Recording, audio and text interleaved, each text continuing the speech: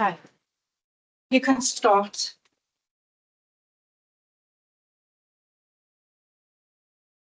Good afternoon and welcome everybody. It's 2 o'clock, so time to start the Somerset North Planning Committee. Just to do a few housekeeping things before we get into the committee. So my name is Councillor Kathy Pearce. I'm chair of the committee, and to my right is Councillor Matt Martin, who is vice chair. Fire drill. If you hear the alarm, it is the real thing. We're not expecting a drill. So just head out to those double doors to your left and out into King Square outside.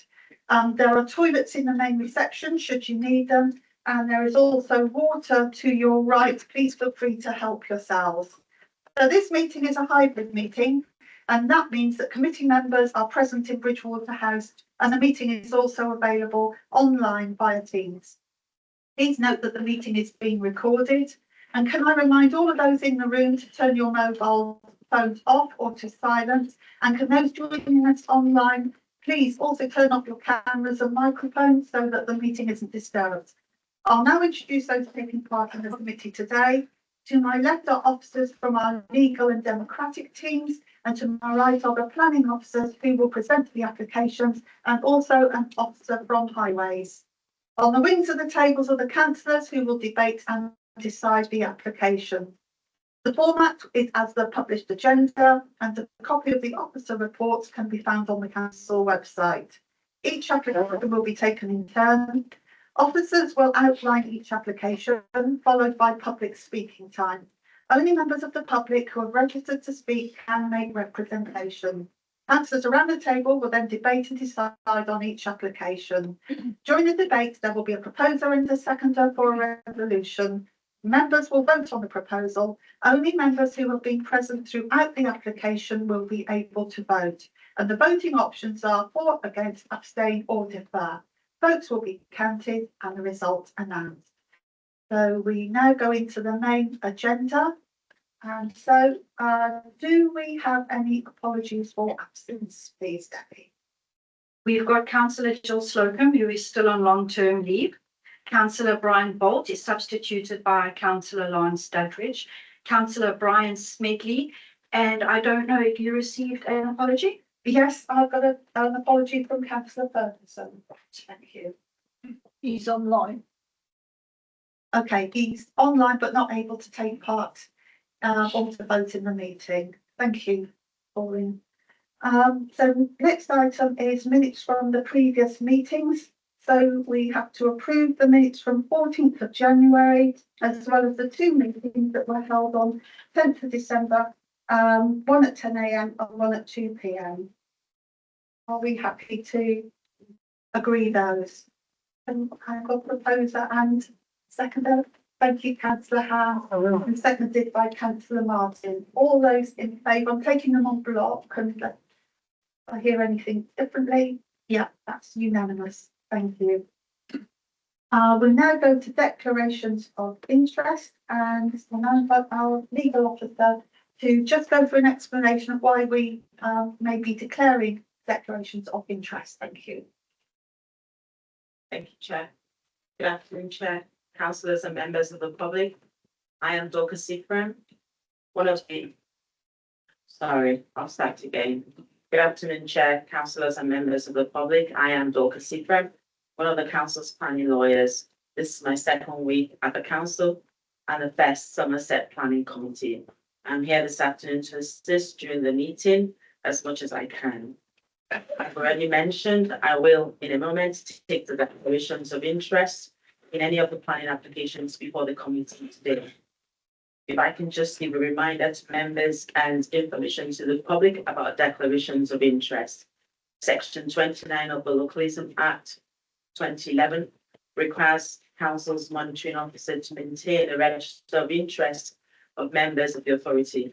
Councillors need to register any interest so that the public, local authority employees, and fellow councillors know which interest might give rise to a conflict of interest. This register is a public document which can be consulted when or before an issue arises. Councillors are personally responsible in deciding whether they should declare an interest in an item at a meeting. An interest may occur in varying circumstances.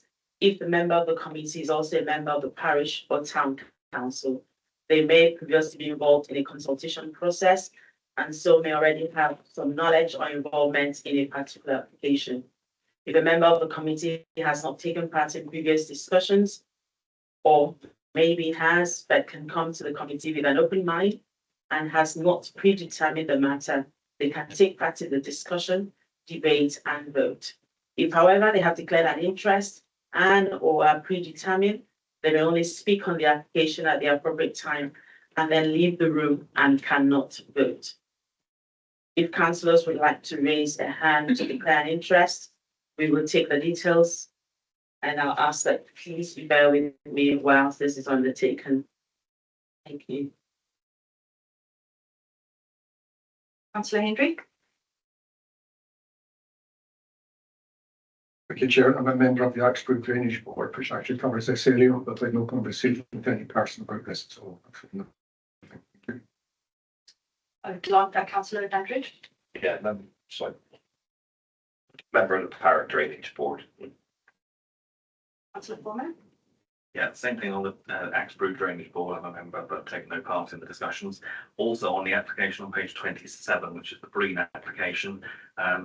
Councillor Grimes and myself, obviously, as our ward councillors, we sent in a note to request that this came to the committee to be debated. But I would just say that we are, well, I'm certainly open-minded, happy to listen to the presentation and debate, and I'm not predetermined on the application that's in front of us today. Councillor Grimes.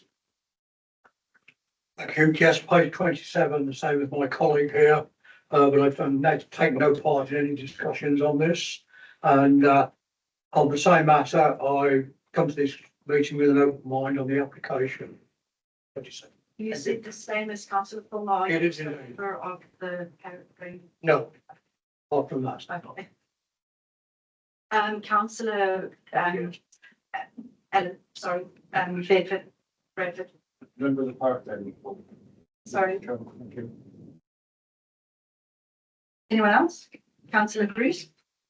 Thank you. I'm also a member of the Power Drainage Board. I think it's probably a consultee on item 6, but that's here listed. Anyone else?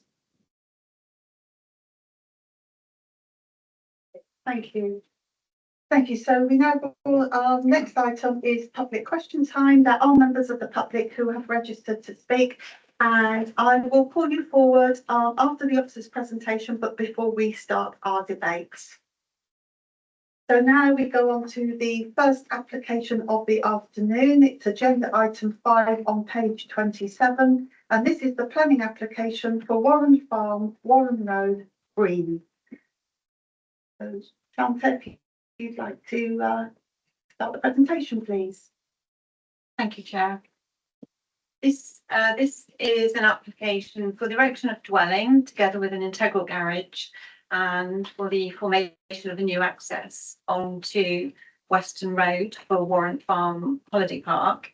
The application is brought to committee today because the views of the parish council are contrary to the officer's recommendation, and through the chair referral process it's been brought to committee.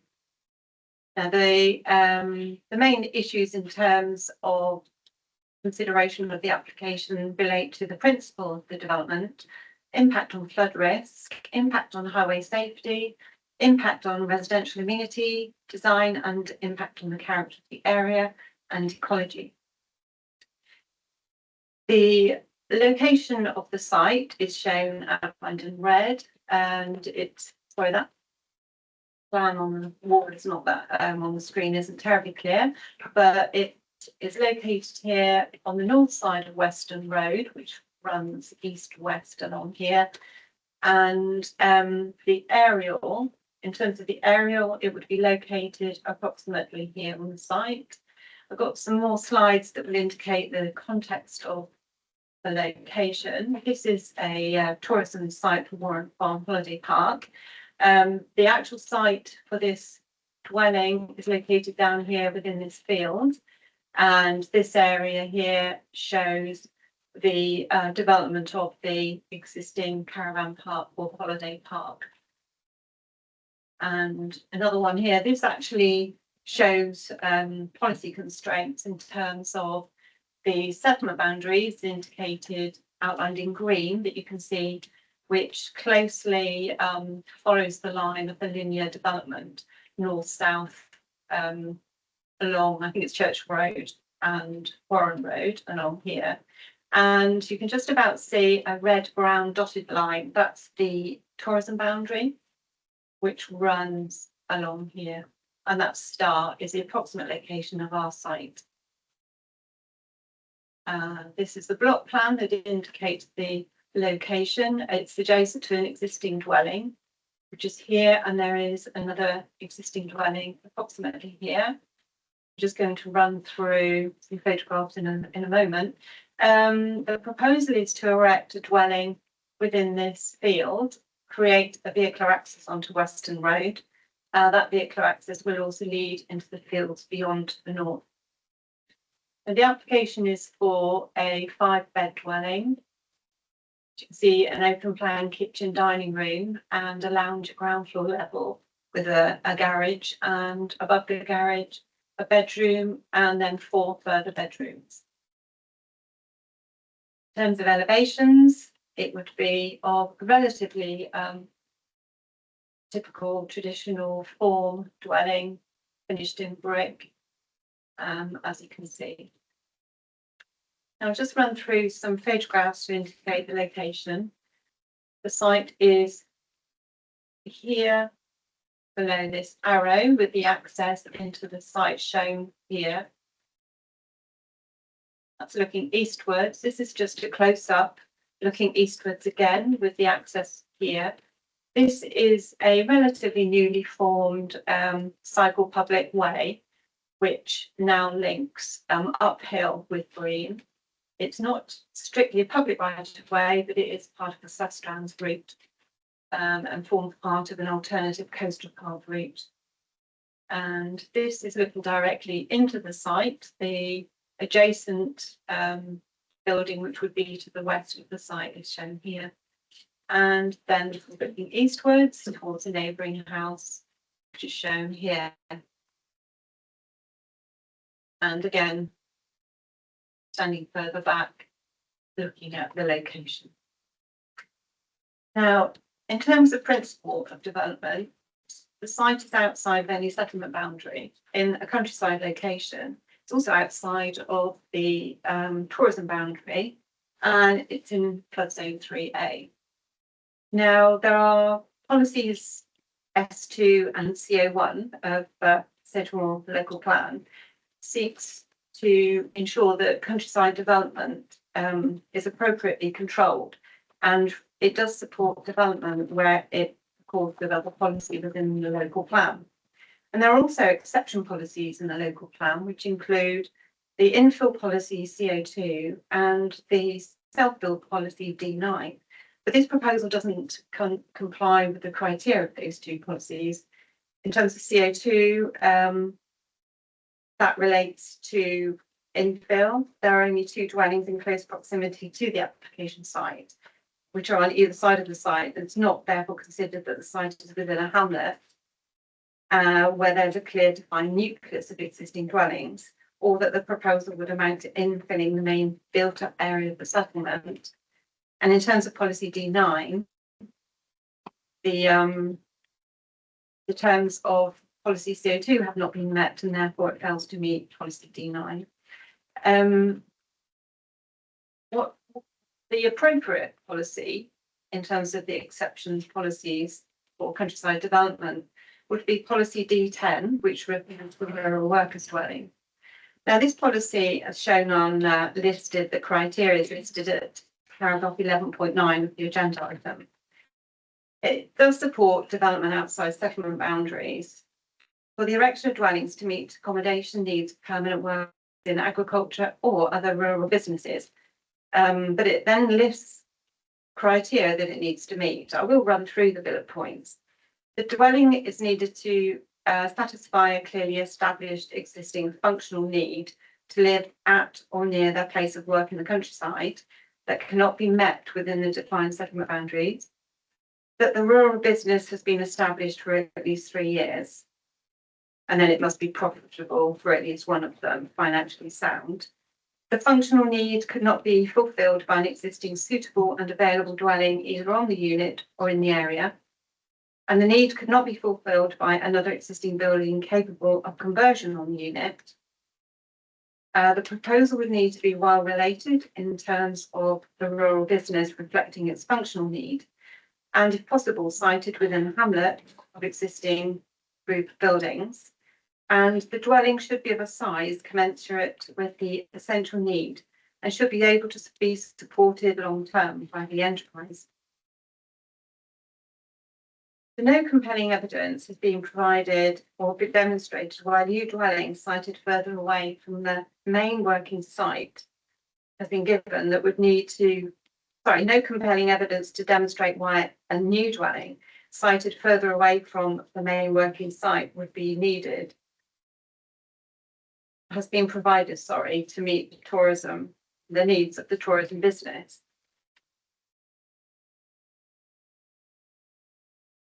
While it's not disputed that the business provides sufficient work for a vast number of employees, this is not the same as a functional need for all of the workers to live on the site. Unfortunately, it's not been adequately demonstrated that a functional requirement exists that justifies the need for another dwelling, given that the holiday complex provides means of accommodation. While security has been given as a reason for this location, the matters of security can be dealt with by other means, and it is not a reason in itself to justify dwelling where it is not supported by policy. Information has been provided that states that alternative properties have been sought, but nothing available locally, together with a list of existing accommodation on the premises that is already occupied. There appears to be a significant number of staff who live on the premises, but the proposal lacks adequate justification for further accommodation over and above that already provided and occupied. In terms of utilising any existing buildings that might be capable of conversion on the site or in the area, the applicant states that they're not in a suitable location and are already used for machinery and storage. In terms of location, as security cannot be considered a justifiable reason for granting consent, there doesn't appear to be adequate justification for a dwelling to be sited in the proposed location, given the prominent position, the extent of land and open fields between the site and the holiday centre. It does not appear to be well related to the business with a functional need to be in that location. Furthermore, it would result in the provision of a relatively large dwelling, a 5-bedroom dwelling, and in the absence of adequate justification for the size of the dwelling, it would not be commensurate with the proposed function. And therefore, it does not meet the policy D10, which relates to the provision of rural dwelling. In terms of flood risk, this is covered. Is covered next. Now, the site, as I said, is located within a flood zone 3A, as is much of the area surrounding the site. Now, a dwelling is classified as more vulnerable and is only appropriate in these locations if it can be demonstrated that the sequential test is passed, as well as the exceptions test. Now, the aim of the sequential test is to steer development to areas with the lowest risk of flooding, and development should not be permitted if there are reasonably available sites appropriate for the proposed development in areas with a lower risk of flooding. Now, outside of settlement boundaries, the search area for this sequential test can be reduced subject to a specific locational requirement. In this case, it's considered that the principle of development has not met the policy requirement, but there is no specific locational requirement for the development to be in this location, and therefore it does not pass the sequential test because the search area would be the whole of the former district. Flood risk assessment has been submitted with the application. There's an error in the report of 11.23 where I have said a sequential test is needed, but none has been submitted. However, within the flood risk assessment, there is a paragraph that does relate to the sequential test. Within this paragraph, the agent stated that The development is required to promote growth of tourist-based business and is sited in the most appropriate location. It's in terms of meeting the criteria for the sequential test. As I said, because the locational requirement has not been met, the sequential test cannot be passed. In terms of impact on design and character of the area, the location of the site is in a very relatively rural area. It's within a flat landscape. It's quite prominent. It's immediately adjacent to the public highway and the public coastal path and cycle path. Now, whilst the design of the house is quite traditional, in this location where there is a flat landscape and it's very visible, it's considered that it would result in an occlusive form within the landscape. As such, it's considered that the development would have an adverse impact on the character of the area.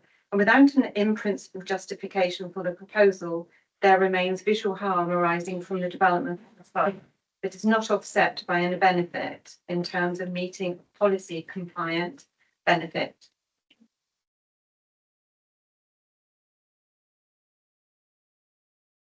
In terms of updates to the report, the agent has provided and the applicant have provided additional information. I've received a document that includes 76 points of reasons to work and live on the site. It lists a number of roles which the applicant needs to undertake, including managing the business and being on hand to deal with emergencies relating to the functioning of the park, as well as managing the needs and well-being of the visitors to the park. And the agent refers to policy D10 tourism and considers that weight should be given to this policy in terms of the support of the application. However, the policy that is considered appropriate in this situation is, as I said, is policy D10, the rural workers policy. Here I have got the screenshot of the policy D17 tourism, and it really does refer to tourism related accommodation for tourists rather than new dwellings. It also relates, as you can see, there's a list of criteria that needs to be met, and it refers to hotels and tourist accommodation. Under new tourism facilities, it really refers to visitor-based schemes or new buildings to serve the tourist use. However, it doesn't really meet the needs of, or doesn't appear, it appears to be silent on the matter of new dwellings for rural businesses. This is again the policy D10, which is the rural workers dwellings policy, with the bullet points just listing the criteria. Now, to summarise the reasons for refusal, it's recommended to refuse consent on 3 reasons. The first reason relates to the fact that the site is in a countryside location. There are exception policies that do allow for rural dwellings. However, it's considered that the proposal does not meet any of the exception policies and therefore contrary to policy. Second reason for a refusal relates to flood risk. I have reworded that refusal reason. The top paragraph is the originally quoted reason within the agenda item. In bold, it says no information has been provided to demonstrate that either test has been passed in terms of the sequential test and exceptions test. I propose to recommend refusal with an amended reason number 2, which is the lower paragraph, which includes, as there is no specific location or requirement for a dwelling to be in this location, the sequential test has not been passed. And reason number 3 relates to the impact that the proposed dwelling would have on the distinctly rural area, and as there is no exceptional need, recommended refusal. Thank you, Chairman.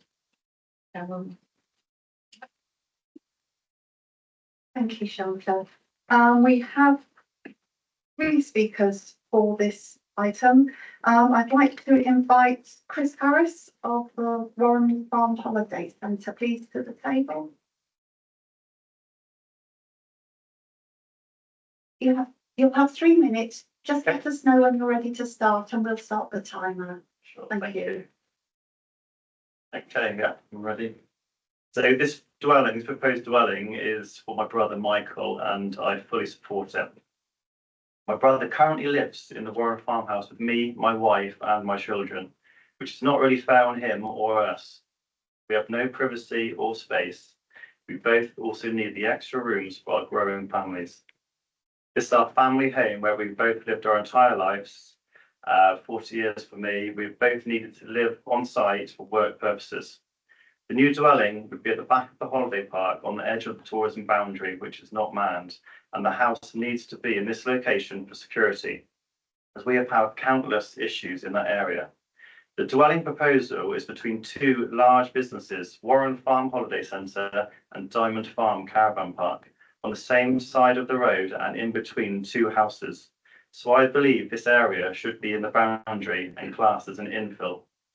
The parish council, who knows the business and area best, have fully supported this application. I've spoken to the two owners of the houses either side, and they fully support it and see the need. In fact, I don't think there's one objection. We have looked at all areas of the caravan park for other locations for the dwelling, but this area and location is the most sensible and practical location. The rest of the park is already developed and surrounded by caravans, which would not look right, and we'd have to lose pitches. It would be noisy, and the house would get disturbed. It would not also address the lack of security at Weston Road. No other buildings can be converted as they're already being used and they're in the wrong location. In fact, if anything, we need more buildings and storage for staff accommodation. We're on call 24/7 and must live on site. My brother and I are the only two that work out of hours. The need to look after 5,000 customers spread across 1,400 caravan pitches and managing 100 employees daily, spread across 277 acres, outweighs any farming need. People are much more demanding. I have a very long list of needs to live on site, but to name a few: blocked sewers, power outages, internet issues, water leaks, car jump starts, customers running out of gas, opening and closing security gates for deliveries, frozen foods, emergency services, and customers arriving late. My brother's mobile number is on the reception door as the emergency out of hours contact. In fact, he got disturbed only yesterday morning at 5:30 a.m. by the National Grid as they needed to get to the switching board on site on the caravan park, which is for the village, and the village had a power cut.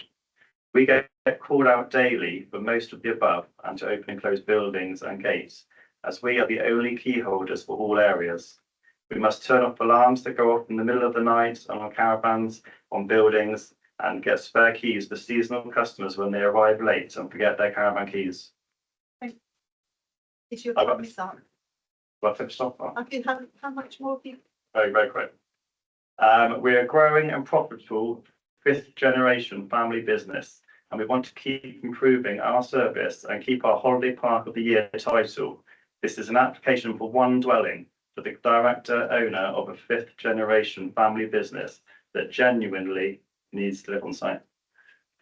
Thank you. Thank you, Mr. Harris. From this other room.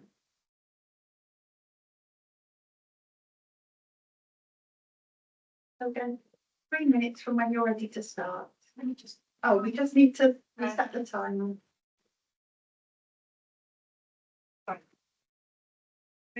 Yeah, ready, thank you. Okay, Alan House, the chairman of Discover Breen, and I support the application.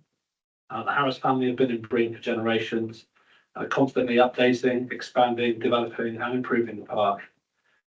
For those that don't know, Breen is the second largest caravan and camping resort in the UK, second to Skegness. Having owned one of the largest tourism businesses in the county at Breen, I know the importance of being on site to be able to effectively manage and support the business. As a business owner in tourism, you're in demand 24 hours, 7 days a week. The Harris family have put a lot of time and money into helping the village, and everything they do is what is best for Breen. In West Somerset and Sedgemoor, where Warren Farm is obviously located in Sedgemoor, tourism activity is substantial, accounting for 45% of all staying visits to the county. In Breen, over 50% of the workforce is engaged in tourism. In 2022, there were over 2.1 million tourism bed nights spent in Sedgemoor alone. Tourism and hospitality is getting harder each year, especially in the current economic climate. Tourism needs to be encouraged and supported to help the economy grow and to create more jobs. In terms of the site itself, I question that the site is an open countryside. There is a house immediately adjacent to the west, another to the southwest, another in the next field to the east. Breen is a linear development of both residential housing and holiday parks. This site would not look out of character when considered in the area. Furthermore, there are permanent caravans sited no more than 2 fields away in all directions of the site, the north, the south, the east and the west. Warren Road is very narrow, heading towards Breen Down, barely enough room for 2 cars to pass. With having a farm track entrance off Western Road to the new site, it would limit the need for tractors and farm machinery which are accessing farms further into Breen to drive down Warren Road, which I'm sure will be welcomed by every tourist and every local resident. Thank you very much. Thank you. The final speaker on this is Lyndon Brett, agent, please. Can see you behind the pillar there. So you know, 3 minutes from. And you're ready to go. Chairman, members, Oh. if I'm sorry. you have heard from the applicant's brother, to which I would add, is any officer or councillor here forced through circumstances to reside with their sibling and whole family? I would suggest not, but that is the case for the applicant. Tourism is promoted in the local plan as a special need for dwellings in what would otherwise be considered the countryside. But this policy counts for nothing if barriers are found which fail to support genuine applicants as here. I provided this council with 76 reasons around need, plus also with the officer explored housing options in the area which are at a premium because of scarcity, demand, too removed for response times and unaffordable. But also looked at existing buildings on site for conversion, but these are fully deployed with no capacity. The dwelling is required on site for multiple reasons, amply covered in exchanges, contrary to the view expressed. The SRA is developed around and updated from the accepted report prepared for the extension of the caravan parking pitches, where any perceived vulnerability is no less or greater than with this proposal. The location covers the risk end of the farm, where regular break-ins from Western Road are unchecked, and the dwelling is required for security and rapid response times for any event that arises. Human incidents are far more difficult to manage than livestock, yet with a £8 million turnover business feeding into the local area and a rateable value of 450k, this farm, for agricultural reasons, would easily warrant another dwelling. If the barns at this entrance were to be converted, the storage would need to be provided elsewhere, which would give a bigger footprint than the proposed dwelling in the same location as the proposed dwelling. There has been no correspondence suggest critique on design, yet it is flagged reason for refusal. As this application is outstanding since 2022, 30 months, is that appropriate? Any resident in Breen advise seasonal agricultural traffic conflict due to the narrow width of Warren Road is an issue. So this proposal delivers a new farm access from Western Road and would be delivered before the proposed dwelling is first occupied. I commend this application to you as it delivers for the community, is in line with policies CO1 and D17 and provides essential permanent living accommodation. Perhaps you would like the officer to read out all 76 reasons that trigger attendance and need for 24/7 response during the season when up to 5,000 guests are on site, not just 300 cows and calves. Warren Farm is a high-performing, award-winning holiday park in the top tourism destination in Somerset, whose growth should be supported. Are you as a council going to fail to support this business? Please support enterprise and approve this essential provision, as you did at Cobbs Cross Farm for a smaller business. Its demand and need is greater due to the upscale business, which has been developed over 5 generations. Thank you. Thank you.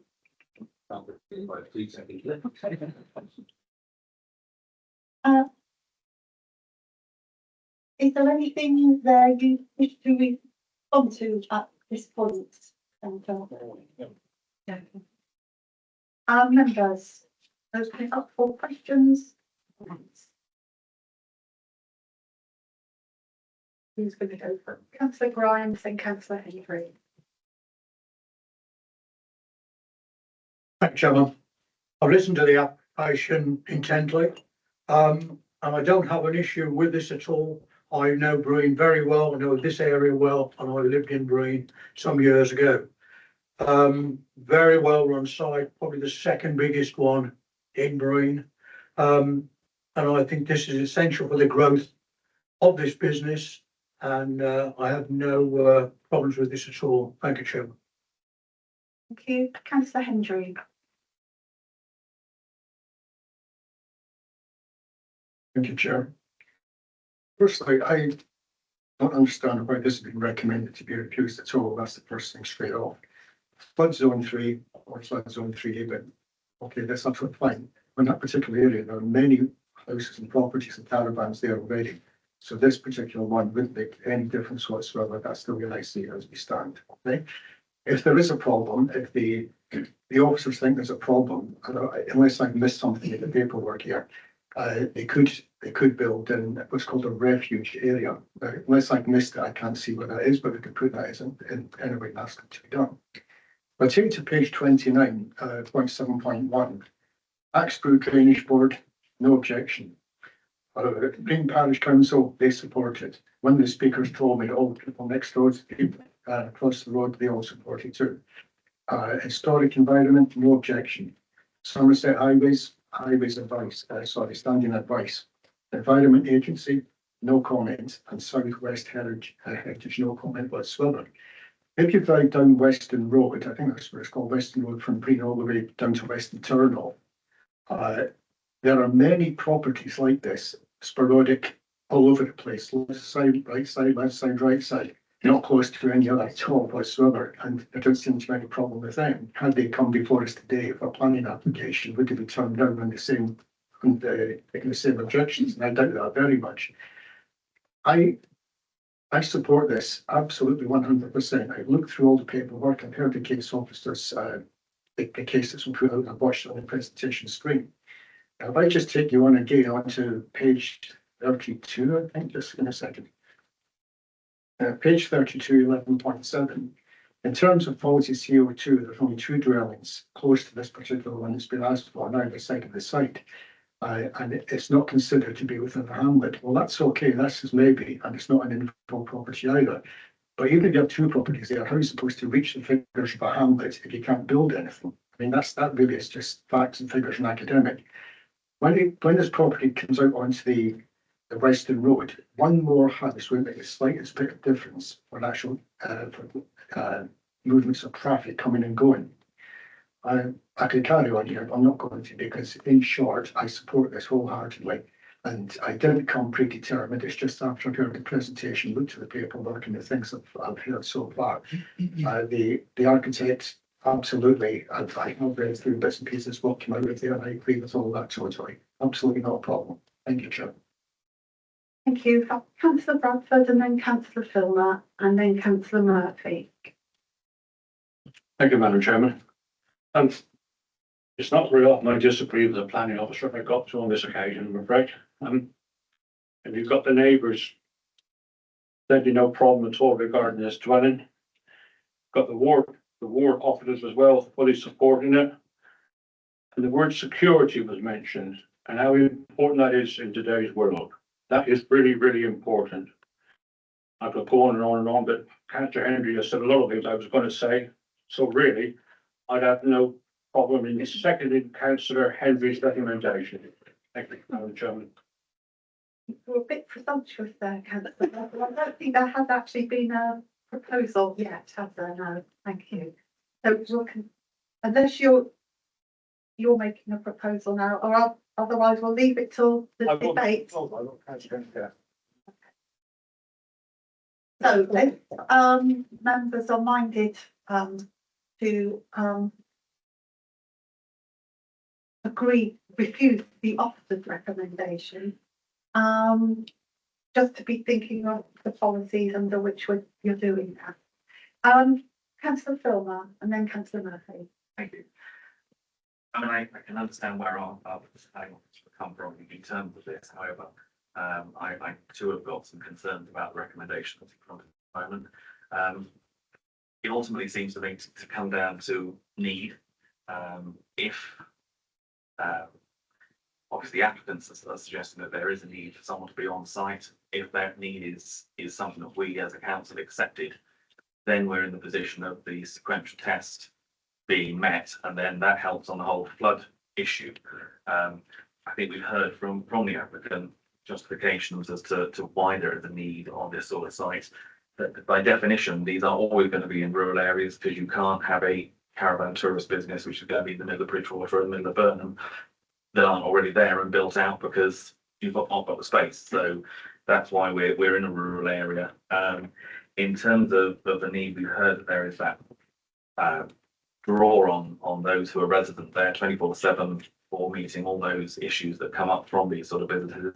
And this isn't a one or two caravan site. This is serious numbers of people with issues that can be very needing resolution quickly. It's not the sort of thing that can be left for a long period of time. So I think from my own point of view, it feels like there is a need for this property to be there.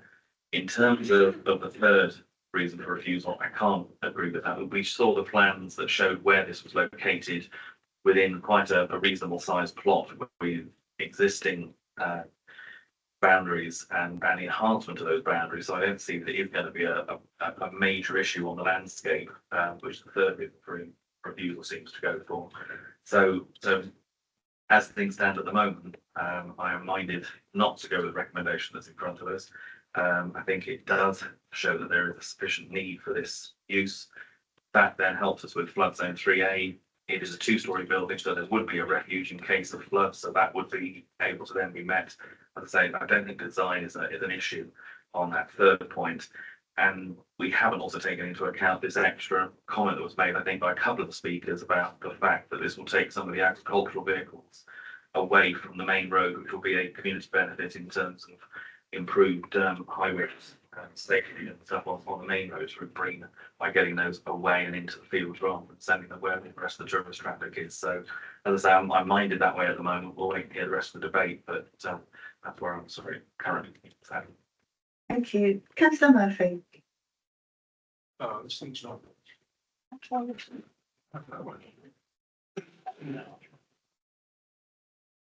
Thank you.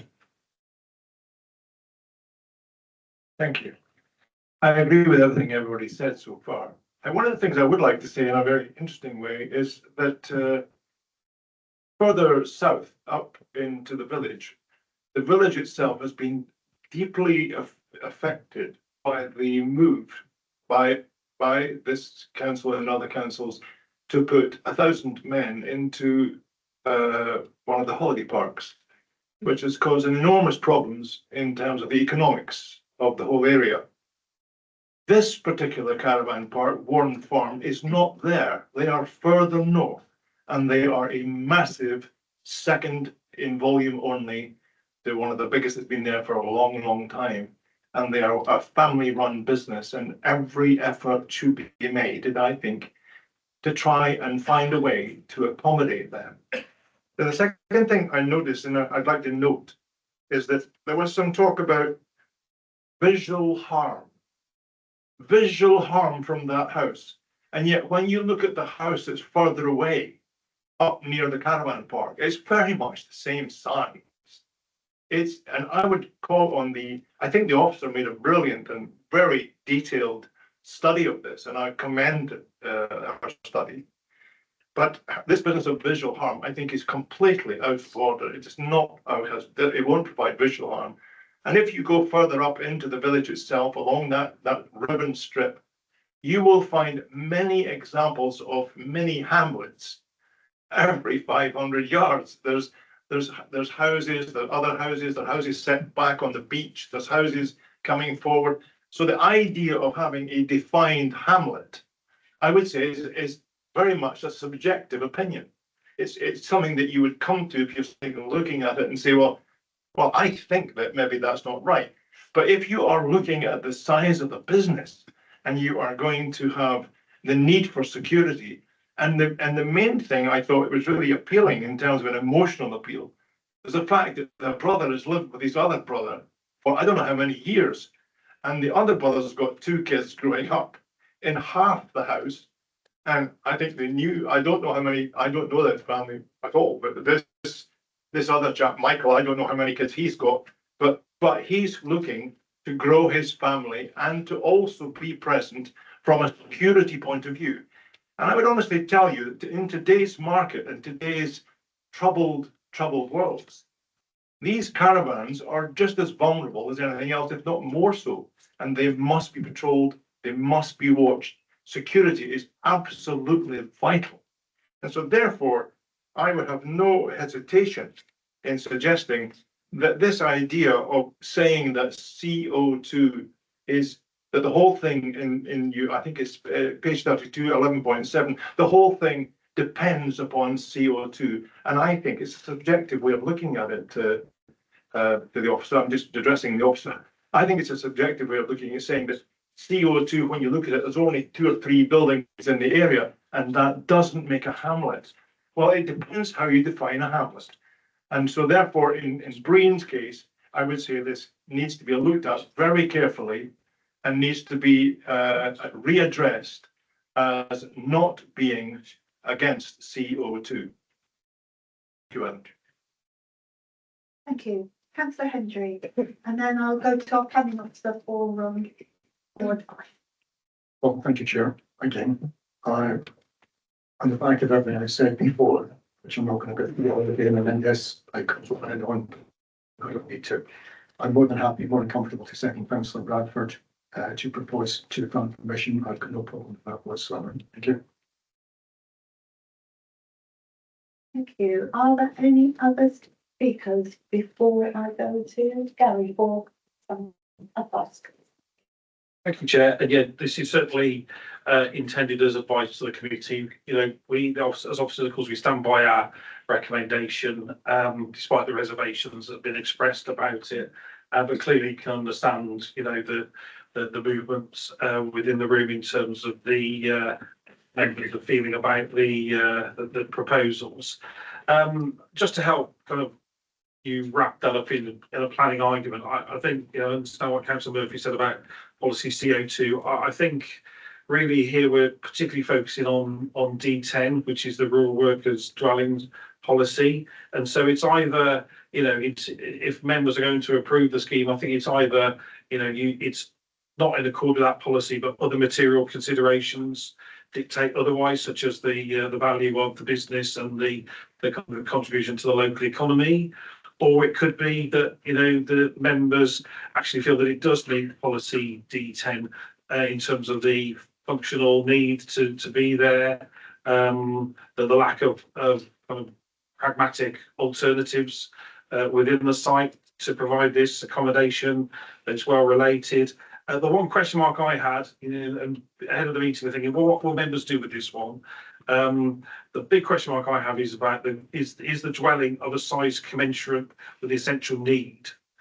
It's 5 bedrooms. That's one question mark I personally have about it. But I'll ask members just to kind of have a final think about that if you're going to grant permission for it and consider that it's compliant with D10. Aside from that, though, we'll see how the vote goes. But if members do vote to grant planning permission for the development, would request that you give officers delegated authority to draft and conclude and agree the usual conditions for the development. Thank you. Thank you. On such an application, if members are minded to approve the application, would it be reasonable to a condition to be added to tie this property to the operation of the park? Absolutely, Michelle, there's a key, yeah, as that's a key, I understand that's a key part of members' consideration of the proposal. I think that's an essential condition that we would look to include. Thank you. So, given that advice, we have a proposer from Councillor Bradford against the officer's recommendation to refuse, and to agree permission, seconded by councillor Hendry. Would you like to be given advice on the policies to refer, but as you're proposing and seconding, would you like to tell me why you're proposing and seconding? D10, if it tied to the agricultural place as a whole, I think that's very, very important. And yet some of the other things you said about the dwelling itself, taken into consideration as well. Is that satisfactory as far as you're concerned?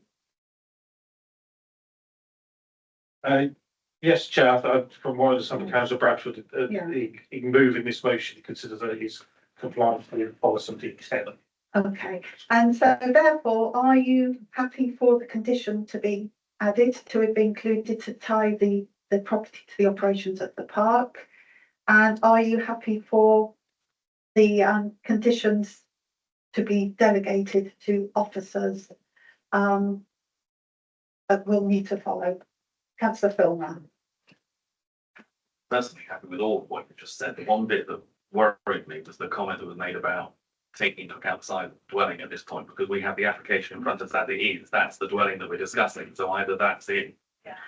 So I would be wary if we were trying to condition a reduction in the size of the dwelling at this point.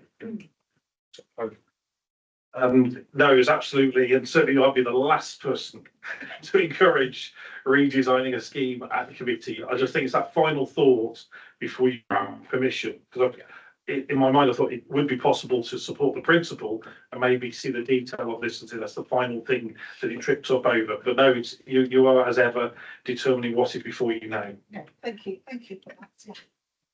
Okay, so we have a proposer and seconder for all the things that I've outlined. All those in favour of so all those in favour of voting against the officer's recommendation to review and agree permission, please show. And that is unanimous. Thank you. Thank you. Okay, so we will now go on to the second and final application of this afternoon. And if you just bear with me a moment, I just need to bring up some information before we start our deliberations.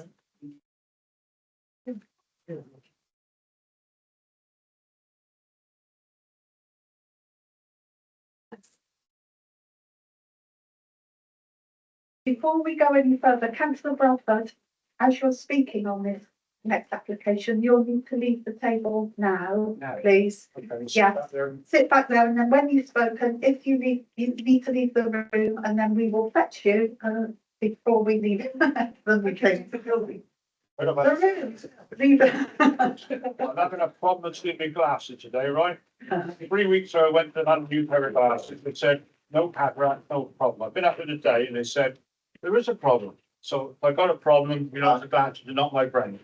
Well, Would you break the point opinion? I'll make no comment. So just before we commence the next application, I just need to bring your attention to an email that well, I saw this morning, and it's from a member of the public. It was addressed to Alison Bron Cooper, saying that the original planning application on behalf of the applicant was written by Russell Williams whilst he was in the employment of the council. He says this is a huge conflict of interest and he formally requests that this planning application be deferred until this is investigated further. He will be approaching the planning inspectorate for a full review if this application isn't deferred, so that the matter can be fully reviewed and investigated. Now, Alison Bron Cooper has responded to that, and I will read that out to the committee just so that we're all up to date. So she has thanked him for his email, and she says, as you know, Russell Williams is no longer employed by the council, and when he was with the council, he dealt with applications in the west area and not the north area. As with all applications, the recommendations made by the case officer will be further reviewed by a senior officer before it is determined. As a result, I do not believe that there is any conflict of interest. I will pass this message to the relevant officers so that they are aware of your concerns. Are you able to give a legal perspective on that? I mean, this is coming at rather a long minute. Thank you, Chair. I'll just add that, because he wasn't an employee of the council, but probably a neighbouring council. So I'm new, so I don't really know the geography. But probably a neighbouring council. And I've also spoken to the area manager for North, and he's confirmed this. So there isn't any conflict of interest, and it's okay to proceed. Thank you. Thank you. So with that advice that we have received, I'm happy to continue. So the application we will be considering is item 6 on the agenda, page 39, and this is the application for Shortlands Farm Road Lane. It's actually North Paddington Parish rather than Bridgewater. Liam, would you like to take us through the application, please? Thank you, Chair. So this application relates to a site known as Shortlands Farm, which is located to the west of Bridgewater.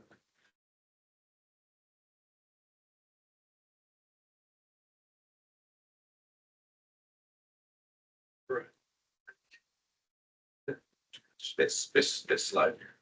Okay, so the application before you today has a number of main considerations outlined on the slide there. These are sort of replicated in the report in front of you. The application before you today, because the town council objected on the basis that this site is, in their opinion, outside of the local plan, and they've made specific reference to policy B5. So the application site is located in the red line area here. The site was occupied by a number of farm buildings as part of its former agricultural use. These have now been cleared and the site has been levelled. The site is located here on the edge of the Wilstock Village development here and is currently accessed from Road Lane, which runs along top there. Road Lane leads out to Village of Road, further to the west, which is just out of shot, where there are a number of small number of properties, agricultural buildings, conversions, etc., etc. So in terms of the planning policy, Town Council will make specific reference to policy B5. I've included the slide taken from the local plan allocation, which is a key consideration in the application today. So as you can see, policy B5 is a housing allocation for an urban extension of Bridgewater to the west of the existing Millstock Stockmore development that has taken place over the last 15 or so years. The site itself is located within the policy B5 allocation, albeit a small portion of it, which is earmarked for 200 houses within the current Sedgemoor local plan. We don't have an existing application for this site at the moment, so we're basing this purely on the policy perspective in that it's been allocated at a suitable location in principle for further housing development on the edge of Bridgewater. As such, officer's opinion is that as a result of this allocation, while it is outside the development boundary, which is the green line here, it is directly adjacent, and as it's in the allocation, it is considered acceptable for further residential development as submitted and before you today. The proposal is for 4 houses, which would be arranged around a central courtyard parking and turning area, and would come off of Road Lane, utilising the existing access, which will be improved in terms of its width and its alignment with the road itself. The access itself would have suitable visibility in both directions and will provide access for the 4 properties, which would be served by individual double garages, with external parking areas also provided. As you can see, each dwelling would be served by its own private amenity space and would be all accessed on the shared area here. The layout plan shown you shown before you now is, has been amended during the course of the application. As part of policy B5, it is stated that no vehicular access should be provided from Road Lane for the wider policy B5 allocation. This application plan before you today does not provide a vehicular access into Wilstock or Stockmore or the wider policy B5 allocation. But there was the idea that there should be some form of pedestrian cycle link between the proposal and the existing development further to the north. So hence this access route was shown and indicated that there could be a potential for pedestrian cyclists to gain access to the wider development. Now, this has been provided within the red line area of the application site. And through various negotiations that the applicant has undertaken in the background of this application, they've tried to provide certainty over the access into the Wilstock development. However, we haven't got that at the moment, but what we have got is a commitment from the applicant in terms of the amendments to the layout of the development, that a pedestrian cycle link could be provided once the policy B5 allocation is brought forward to a more advanced stage, i.e. when an application is submitted and the developer is on board, and there could be a connection provided there. However, as I've said, there's no objection to the principle of 4 dwellings coming off Road Lane, given the volume of traffic that will be generated, the design of the access and the visibility space that could be provided in both directions along the existing highway. So in terms of the proposed plans, each of the plots would be 2 stories in height, and would provide 5 bedrooms with all following the similar design ethos to the existing housing development that's further to the northeast. So you've got a central gabled 2-story projection to the front, and mostly would be constructed of grey roof tiles and brickwork to the external elevations. There would be some elements of render to break up the front elevation, but by and large it's considered that the design and scale of the dwellings is appropriate for the context within which it will be situated, adjacent to the existing development that's already taken place. These are the proposed garages. Again, these will be for each of the plots, so each property will be provided with potentially 4 spaces on site, which will prevent the need to park on the highway and cause obstructions as a result. So these are some site photographs taken from Road Lane. So you can see the Wilstock development in the background there. So as I said, the materials that were proposed on this site are fairly similar to what's already been constructed nearby. And this is a view taken from the northwest boundary of the application site. And as you can see, the site itself, the former buildings and the yard area have all been removed, and are awaiting further works. But yes, by and large, the application site would be seen as an extension of the existing built form of Bridgewater on the west side of the town. This is a view taken of the existing access gate. You can see it from Road Lane there, and the existing site in behind, where you've got the where you can see the proposed dwelling surrounding the proposed courtyard. This is a view looking towards the west. Looking towards the south, towards the boundaries there. You can see it's sort of on the edge of the settlement where you've got the transition between urban and rural, and this is considered to be an appropriate gateway to that, with a more or a less dense form of development compared to the Wilstock development nearby. This is you looking back towards the north and northeast again, just to give you a bit of context. The site layout plan has provided some on-site mitigation measures in terms of ecology and landscaping due to the works that took place before the application was submitted. This has been agreed with the ecologists as a suitable mitigation measure and would be secured by condition through the proposed landscaping plan that would be provided post decision. And one final look through. So this is the the existing access onto Road Lane, which is going from east to west as you look at it there. And this is the view taken from looking back towards the west, where again you've got the access and the visibility that's available there. So in terms of updates to the report, we're recommending an agreement with the applicant and agent that the additional conditions relating to highways will be included as part of the report. These will be in addition to the 11 that are set out within the report before you today, just to secure on-site highway works to ensure that the safety of the access is appropriate and that each of the properties will be served by appropriate means of pedestrian and vehicular access points post occupation. So in terms of the proposal, it's considered that the principle of development is acceptable based on its location within the existing housing allocation within the local plan. The scale and design of the proposed dwellings and their layout is considered to be in keeping with the adjacent estate and won't lead to detrimental visual impact on the surrounding area. The dwellings themselves are appropriate distance from existing property, so they won't cause any overlooking, overshadowing or visual domination that would cause an impact to the amenity of those existing properties. Subject to those additional conditions, it is considered that the means of access to the highway is appropriate, and the principle of providing further connection through the existing estate and the wider housing allocation could be provided, subject to those additional works taking place within the site and also proposals coming forward for the housing allocation itself.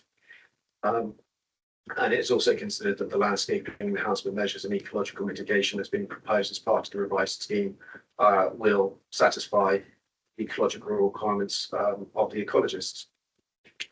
So yes, the recommendation is to grant consent subject to those conditions both in the report and also on the screen there. Thank you, Chairman. Thank you very much. We have two speakers on this application. The first one, I'd like to invite Councillor Alan Bradford to the table, please, as Ward Councillor.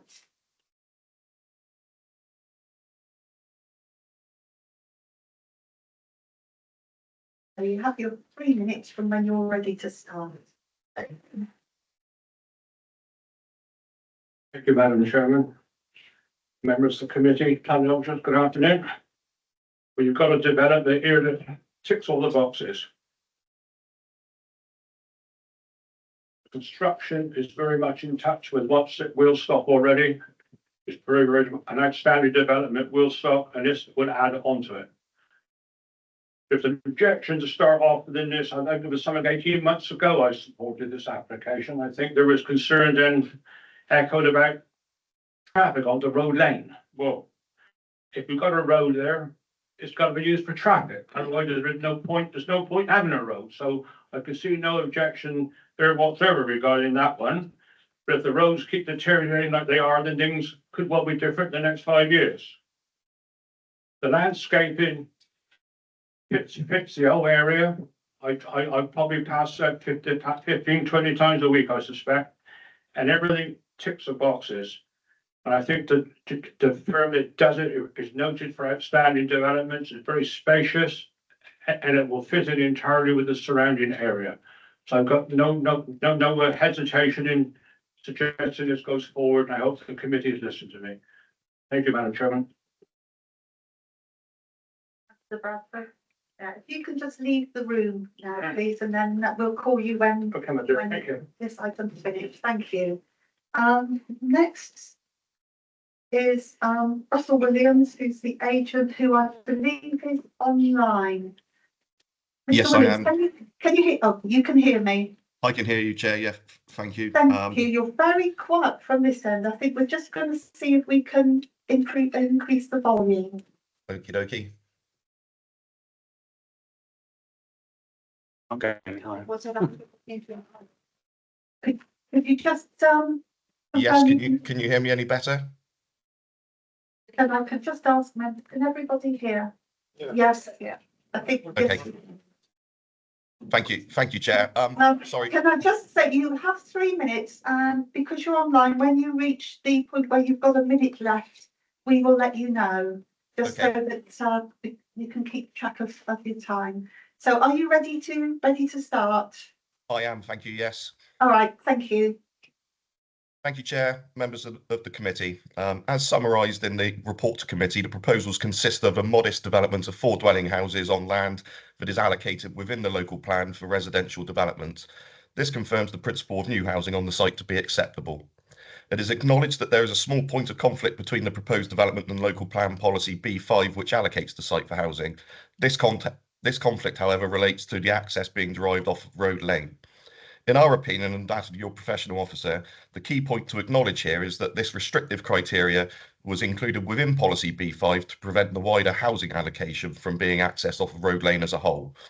As members will have seen on the site plan, there is no vehicular link between the application site and the wider housing allocation to the east, which will be accessed via Wilstock Village when brought forward in the future by this current applicant. There was initially concern with residents having to walk or cycle along Road Lane to access local services within the nearby town, but this issue has been addressed by including a future connection point into Carnation Drive to the north, which would be completed when the wider allocation comes forward. Otherwise, Road Lane is a safe and convenient route for future residents to access local services on foot, bicycle or motor vehicle.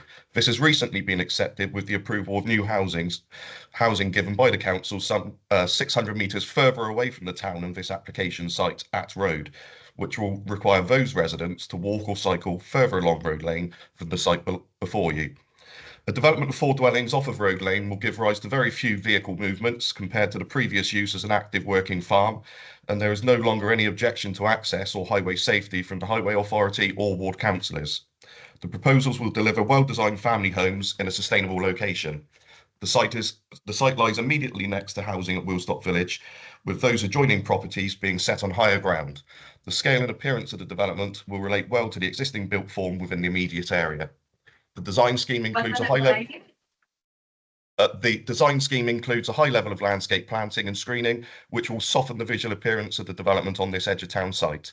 The proposal includes features that will significantly enhance the biodiversity value of the site in accordance with local and national policy.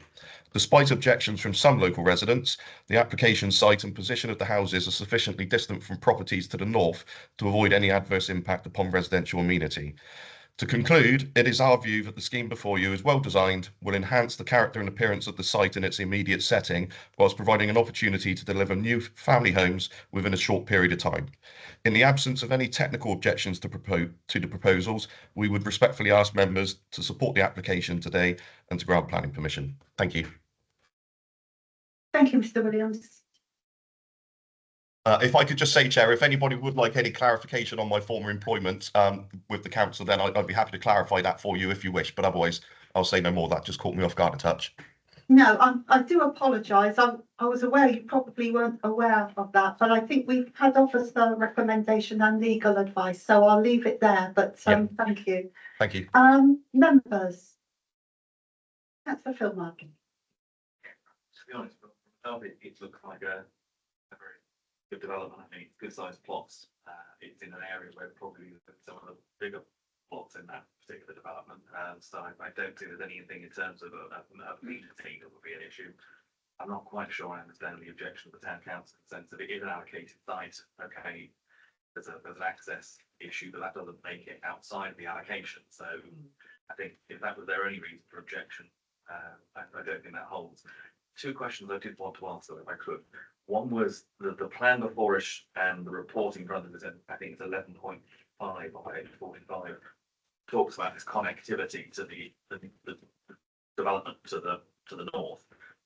I just wanted to understand, are we guaranteeing that this land remains for that to be done? Because we have seen on other developments, sometimes paths that are initially on plans suddenly morph into people's gardens and they disappear off connectivity. So I'd just like to understand whether this, whilst this may not be built out until the allocation is built out, are we guaranteeing that this actually comes as it's shown on the plan at the moment, or could it suddenly disappear and there is no connectivity?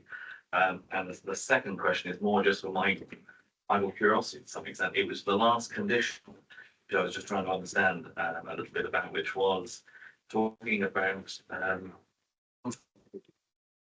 until potential consumption of wholesome water by persons occupying that dwelling meets a certain amount, and I just wondered what that actually means. What is wholesome water for consumption?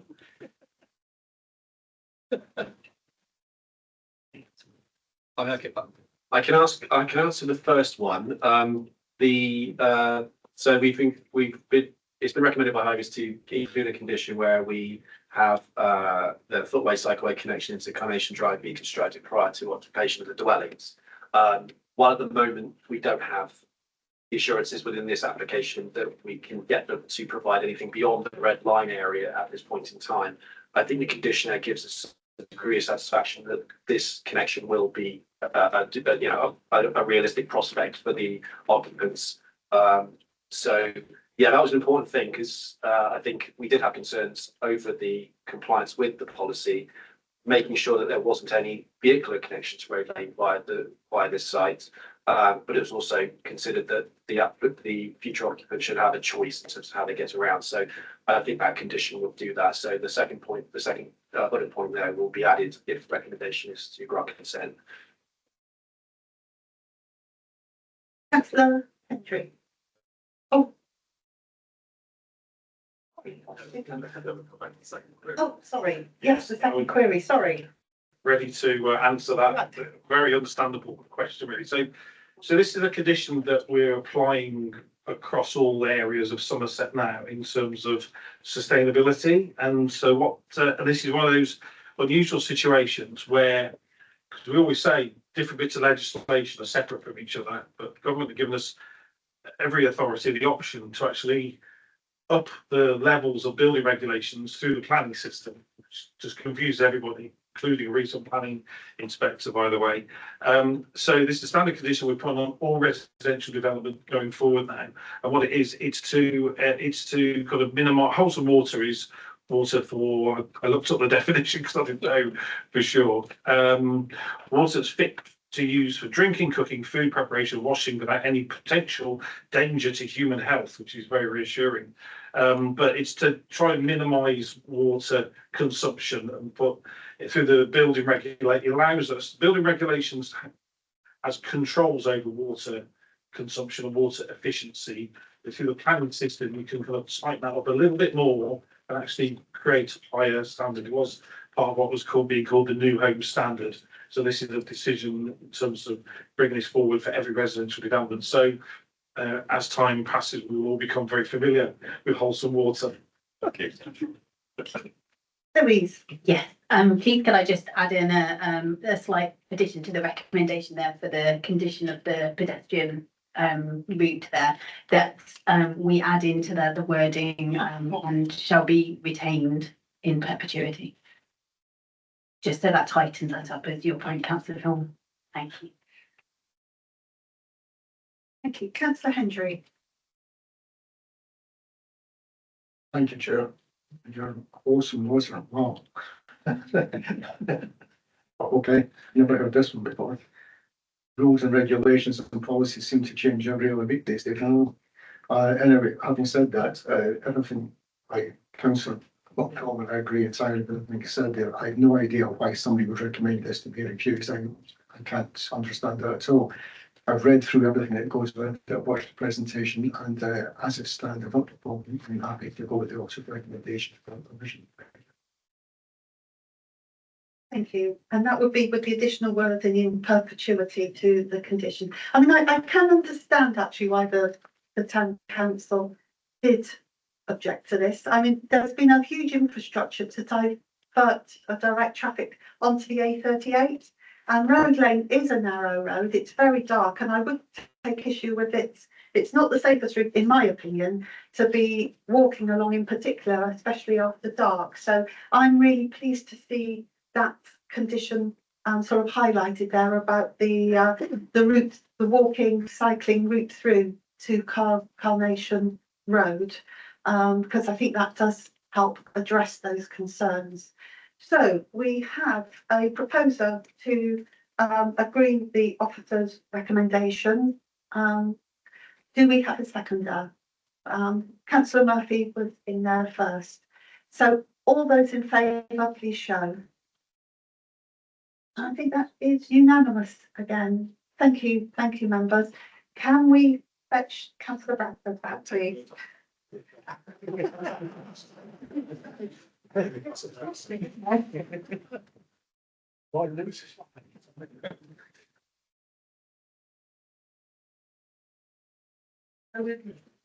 We'll go to our final item, which is the appeals reports. Are you taking us through that one? Well, councillor Bradford's written.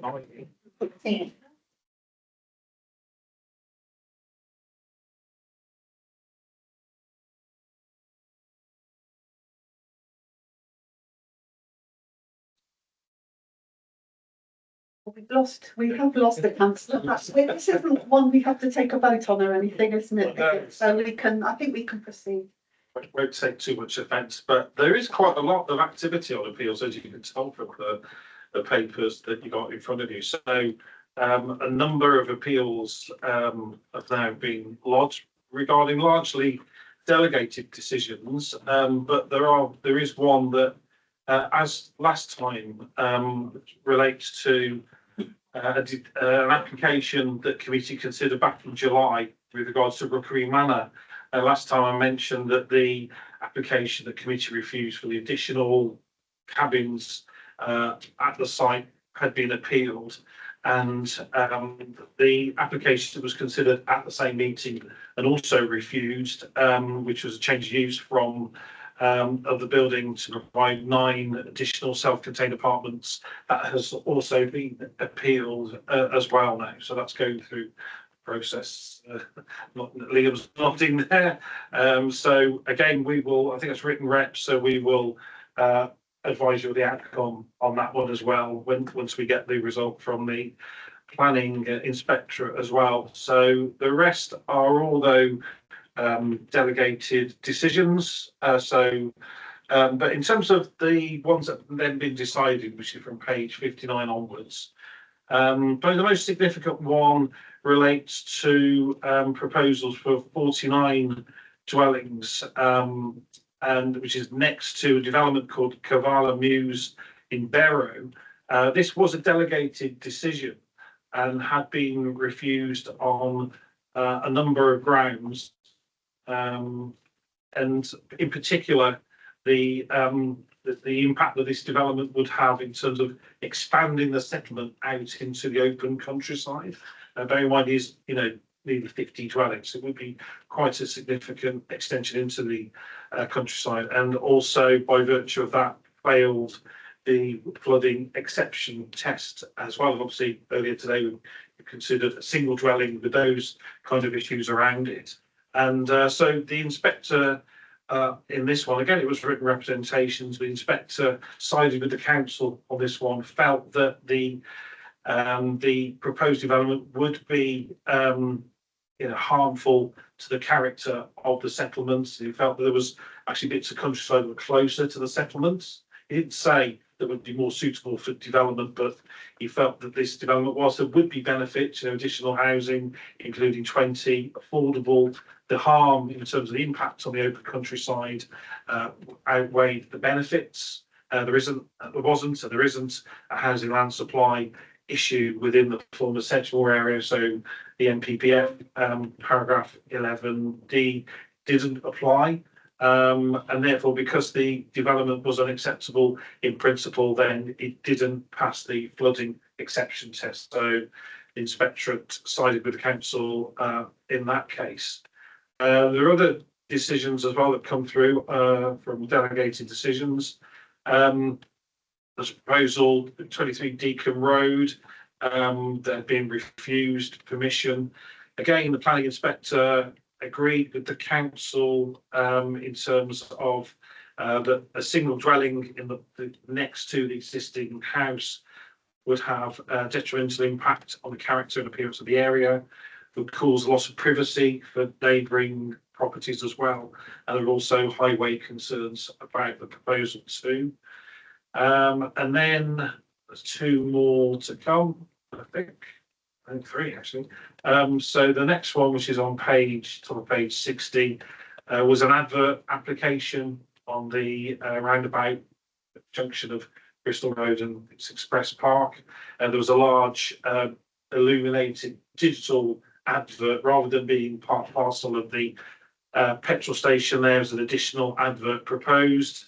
It says split decision. This is when the planning inspector and the local planning authority can actually, for adverts, kind of pick and choose which ones it's approving. So the council had approved a small advert within the boundary of the petrol station, but had refused this new additional advertising structure. And the planning inspector agreed there that with the council that the advert would be harmful to highway safety conditions in that locality. Then there was an application that had been refused for prior approval, change of use from class E, which is a whole variety of uses now, to residential, based upon the council's position was that it didn't fall within the permitted development rights, in that it was for more than 2 flats, even though that's what the description said. And then the council went on to judge the merits of the proposal and felt that it was unacceptable anyway. The planning inspector only got to the first stage really and agreed with the council that it was actually for 3 new dwellings, which takes it outside of the remit of permitted development. So if the property owners wanted to test the water in terms of that development, they'd have to make a full planning application. So that's open to them now, but the appeal against the refusal of prior approval was dismissed.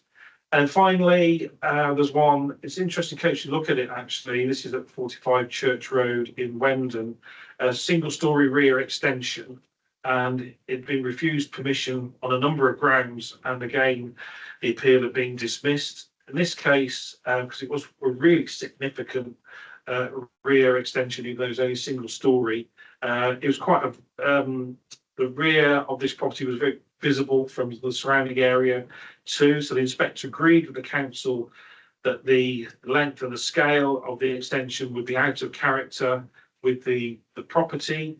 It would have an overbearing impact on one of the neighbouring properties as well, and it would go down most of the length of the rear garden. But so the appeal was dismissed on those grounds, but the inspector didn't agree with the council's position in that the extension would be harmful to the occupiers of the house. The inspector felt that the occupiers of the house, if everything else was okay, they would have a reasonable amount of rear garden area left, and also agreed that whilst the proposal didn't comply strictly with parking standards, the kind of non-compliance with the policy there wasn't significant, and because there was capacity on the nearby highway in order to accommodate an additional vehicle that might be pushed out onto the highway. But the other issues meant that the inspector didn't like the proposals and dismissed the appeal. So thank you, Chair. That's my update this time. Quite a lot to report on. Thank you very much. Councillor Filmer. It's a sort of general question, but aligned with one of the appeals. Obviously, when we do an appeal to an inspector, I presume we make them aware of the full planning history of a site. Does that include the enforcement history as well as the purely planning application history? And can it? It's a good question. The best answer it should do, because it's part of the planning history. I mean, strictly what an inspector would need to know before determining an appeal would be any notices, any formal notices. Strictly, if there had been complaints about a site and an investigation, it may not be material to the decision in front of that inspector, because you know, as we talk about sometimes in the committee, how an applicant or what's gone on a site in the past, how they've behaved and things like that isn't material to the decision, albeit we do get local residents saying we've had enough of this person or these people. So not always, but certainly if a notice has been served, then you would add that into the planning history that you provide the inspector with. And of course, all appeals, there is a further consultation that we send out to local residents, and they give their comments direct to the planning inspector, who passes on to the inspector. So if a local resident wanted to make points along those lines, they would still be received and considered by the individual inspector. Thank you. Thank you for those reports. The heartening thing is that all the appeals were dismissed. So that's a sign that we're on the right track, isn't it? So that's good to know. Okay, so There being no other business, I'll now declare the meeting closed and thank you everybody for your contributions. But before you leave, I have a message here to ask you all to take, that we all take our cups to the kitchen before we leave, please.